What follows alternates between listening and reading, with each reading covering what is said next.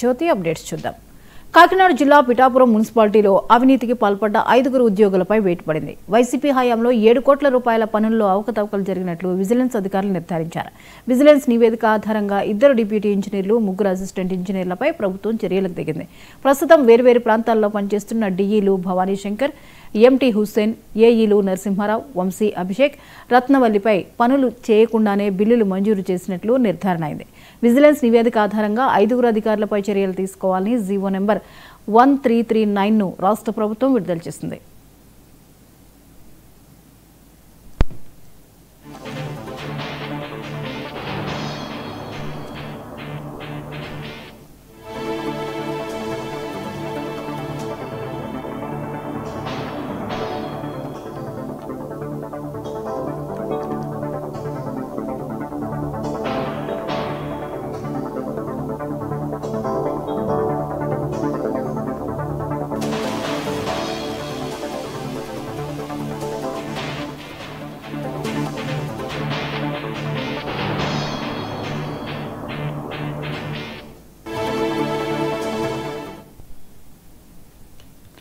కాకినాడ జిల్లా పిఠాపురం మున్సిపాలిటీలో అవినీతికి పాల్పడ్డ 5 ఉద్యోగులపై వేటు పడింది.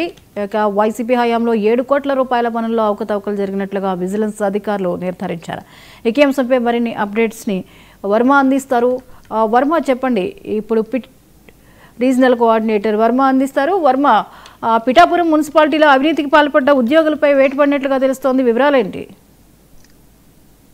జ్యోతి, పిఠాపురం పురపాలక సంఘంలో భారీ అవినీతి భాగవతం అయితే వెలుగులోకి వచ్చింది. గతంలో చేపట్టినటువంటి పలు నిర్మాణాలకు సంబంధించి జరిగినటువంటి అవకతవకలు విజిలెన్స్ ఎన్ఫోర్స్మెంట్ అధికారులు ఎవరైతే ఉన్నారో వాళ్ళ తనిఖీల్లో పూర్తిగా కూడా బయటపడ్డాయనే చెప్పాలి.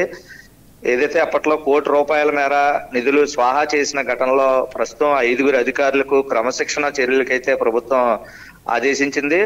ఏదైతే పిఠాపురం మున్సిపాలిటీకి చెందినటువంటి 2019-20 ఆర్థిక సంవత్సరంలో 14వ ఆర్థిక సంఘం ద్వారా 55 పనులకు గాను ₹7,73,44,000 పూర్తిగా కూడా మంజూరు చేశారు. ఇందులో 36 పనులకు పూర్తిగా కూడా వాళ్ళు పనులు చేసినందుకు సాంకేతికంగా అంటే టెక్నికల్ గా ఆమోదం అయితే లభించింది.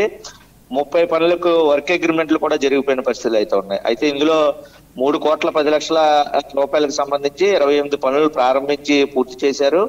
ముఖ్యంగా రోడ్లు, డ్రైనేజీల నిర్మాణం, తాగునీటి సరఫరా, పైపు లైన్ల నిర్మాణం వంటి పలు పనులకు సంబంధించి నాణ్యత ప్రమాణాలు పూర్తిగా పాటించకుండా నాసిరకంగా నిర్మించారంటూ తీవ్ర ఆరోపణలు కూడా గతంలో అప్పుల్లో కౌన్సిల్ సభ్యులు కూడా నిరసన వ్యక్తం చేసిన పరిస్థితులు అయితే ఉన్నాయి. కాంట్రాక్టర్లతో ఇంజనీరింగ్ అధికారులు పూర్తిగా కొమ్మక్కయ్యి భారీగా నిధులను స్వాహా చేశారని, ₹1 మేర నిధులు దోచుకున్నారని, పనులు చేయకుండా బిల్లులు మంజూరు చేయించుకున్నారంటూ కూడా వాళ్ళు ఫిర్యాదులు కూడా అందడంతో విజిలెన్స్ ఎన్ఫోర్స్మెంట్ అధికారులు ఆయా పనులకు సంబంధించి తనిఖీలు చేయడం అయితే ప్రారంభించారు. పూర్తిగా 6 నెలల నుంచి కొనసాగుతున్నటువంటి విజిలెన్స్ ఎన్ఫోర్స్మెంట్ అధికారులు తనిఖీలు పలు లోపాలను అయితే గుర్తించడం కూడా జరిగింది. అయితే పనులు చేయకుండానే బిల్లులు చెల్లించినట్టు, పలు పనుల్లో నాణ్యత లోపించడం, ప్రభుత్వానికి పూర్తిగా వీటన్నిటి మీద కూడా ఒక నివేదిక అందించారు. దానికి సంబంధించి నిన్నటి రోజు పురపాలక సంఘంలో గతంలో అసిస్టెంట్ ఇంజనీర్లుగా పనిచేసినటువంటి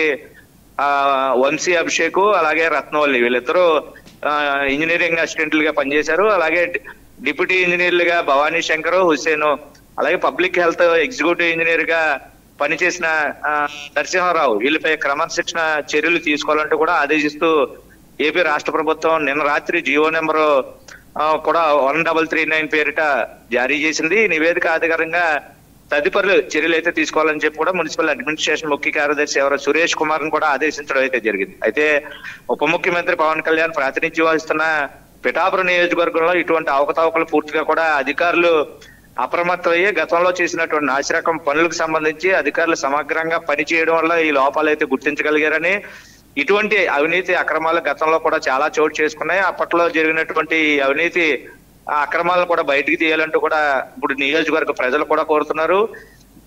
ప్రస్తుతం అయితే అధికారులు కోట్లు దోచుకుని ప్రజల భద్రతను పూర్తిగా కూడా గాలికి వదిలేశారని తీవ్రంగా గతంలో విమర్శలు వెల్లువెత్తున్న తరుణంలో ఈ ఉదంతం ప్రస్తుతం పిఠాపురంలో భారీ దుమారం అయితే రేపుతుంది. కోట్ల రూపాయలు అవినీతి చేస్తున్నటువంటి అధికారులు పూర్తిగా కూడా కట్టడి చేయలేకపోతే ప్రజలు భద్రతకి ముంపు వాటిల్లుతుంది. ప్రస్తుతం పవన్ కళ్యాణ్ నియోజకవర్గంగా ప్రస్తుతం కొనసాగుతుంది. ఆయన ఉప ముఖ్యమంత్రిగా ఉన్నారు. పిఠాపురం నియోజకవర్గం ప్రాతినిధ్యం వస్తున్న పరిస్థితుల్లో సదరు అధికారులపై ఎటువంటి చర్యలు తీసుకుంటారు, పూర్తిగా కఠిన చర్యలు అయితే తీసుకోవాలని కూడా ప్రజలైతే కోరుతున్న పరిస్థితి అయితే ఉంది.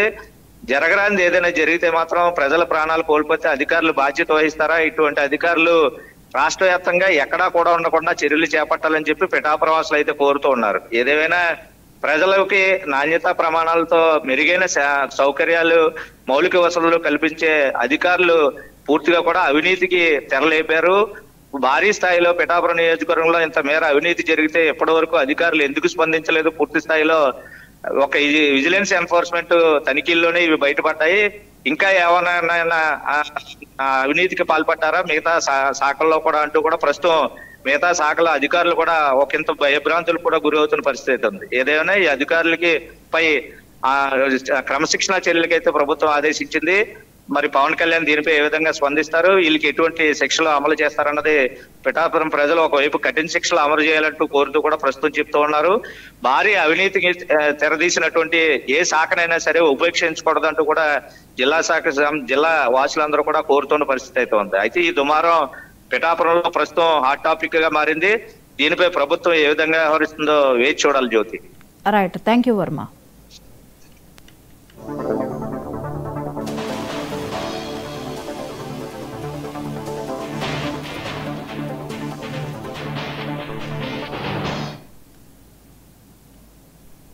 హైదరాబాద్ ఎల్బీ